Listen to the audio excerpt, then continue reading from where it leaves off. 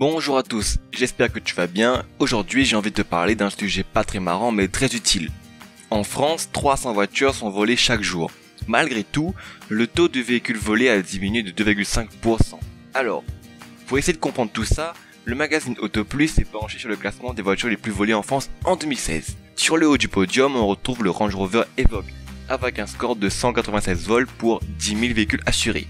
La fréquence des vols d'Evoque a augmenté de 72% en 2 ans.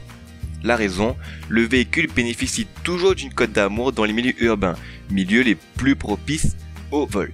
Et le Evoque dispose d'un système de sécurité piratable en 2 minutes avec une clé vierge. Ça en fait l'un des véhicules les plus faciles à voler, donc la combinaison facilité de revente et facilité de vol implique un choix évident pour les voleurs. En deuxième place, on retrouve la Smart Fortwo avec 162 vols pour 10 000 véhicules assurés.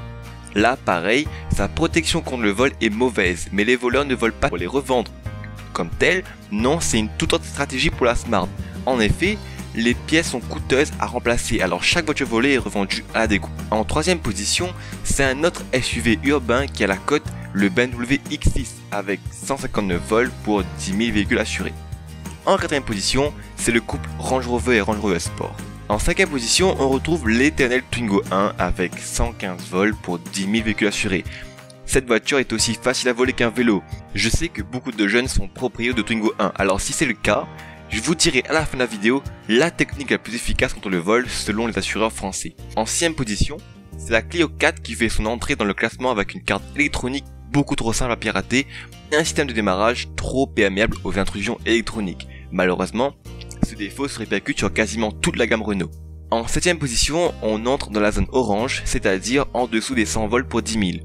Et c'est la BMW série 1 qui ouvre le bal avec 92 vols. En 8ème position, toujours une BMW avec le BMW X5 avec également 92 vols. En 9ème position, la DS3 qui souffre de sa popularité. Et pour en finir, en 10ème position, encore une BMW, cette fois-ci avec la série 6 avec 82 vols. On peut quand même s'apercevoir que ce sont clairement les BMW qui sont les plus volées.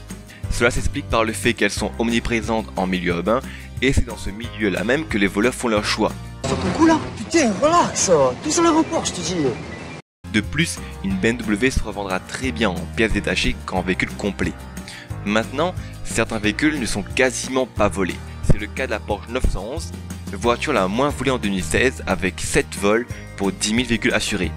Cela s'explique surtout par le fait que ce genre de véhicule est plus souvent bichonné par leur proprio. Je vous l'ai dit les gars, la 911 c'est la voiture parfaite. Alors comment se protéger au mieux de ces vols? Oh, shut up! Les assureurs sont d'accord pour dire que le moyen le plus efficace encore aujourd'hui pour vous protéger contre le vol, si votre véhicule est à l'extérieur, reste l'antivol qu'on cale sur le volant. Cet accessoire va dans la grande majorité des cas décourager le voleur qui regardera à travers votre pare-brise et se dirigera vers la voiture d'en face ou d'à côté. Si vous êtes en garage, c'est très différent car si un voleur pénètre chez vous, c'est qu'il a déjà repéré les lieux et c'est pas une simple tige en métal qui va le décourager. Après l'observation, l'action.